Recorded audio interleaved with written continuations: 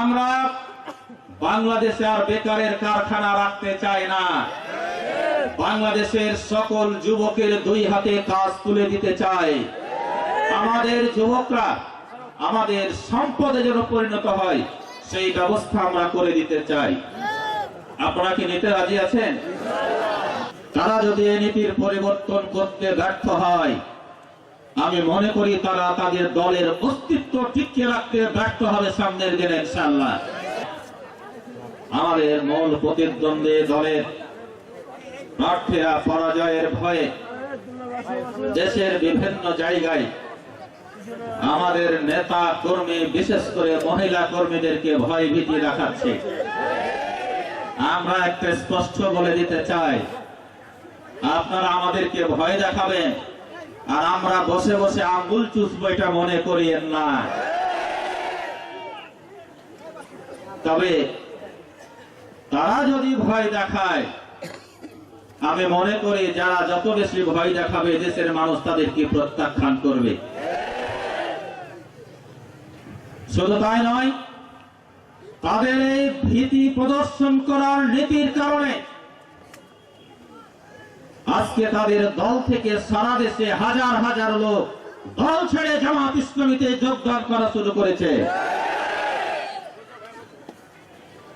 তারা যদি এই নীতির পরিবর্তন করতে ব্যর্থ হয়, আমি মনে করি তারা তাদের দলের অস্তিত্ব টিকিয়ে রাখতে ব্যর্থ হবে সামনের দিনে ইনশাআল্লাহ। আমার দলের নেতা এবং কর্মীদেরকে বলতে চাই, এলাকার মানুষকে ভয় নয়, এলাকার মানুষকে বুকে জড়িয়ে ধরে এলাকার মানুষের সেবা করে এলাকার মানুষকে ভালোবেসে তাদের মনকে জয় করতে হবে। এটাই হচ্ছে জামাত ইসলামের আদর্শ, এটাই হচ্ছে ইসলামের সুমহান আদর্শ। এই আদর্শই আমরা বাংলাদেশের সামনের দিনে প্রতিষ্ঠা করতে চাই। নির্বাচন কমিশন এবং প্রশাসনকে আহ্বান জানাবো,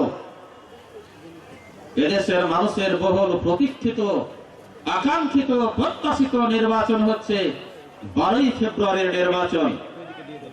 এই নির্বাচন যেন সুষ্ঠু, নিরপেক্ষ এবং উৎসব মুখর পরিবেশে হয় সেই ব্যবস্থা আপনাদেরকে নিশ্চিত করতে হবে।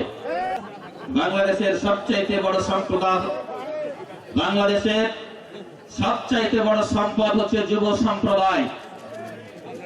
যে দেশের যুবকরা দেশ গঠনের কাজে যত সম্পৃক্ত হয়, ওই দেশ তত বেশি উন্নত হয়। কথা ঠিক কিনা? কিন্তু আমাদের যুবকদের 55 বছরে পরিকল্পিতভাবে কাজে লাগানো হয় নাই। শুধু তাই নয়, যুবকদের হাতে মাদক এবং অস্ত্র তুলে দিয়ে আমাদের এই সম্পদকে নষ্ট করে দেওয়া হয়েছে। এই সুযোগে আমাদের প্রধান প্রতিদ্বন্দ্বী রাজনৈতিক দল বেকার ভাতা চালু করার নামে যুবকদের বেকারের কারখানায় পরিণত করতে চায়। আমরা স্পষ্ট বলতে চাই,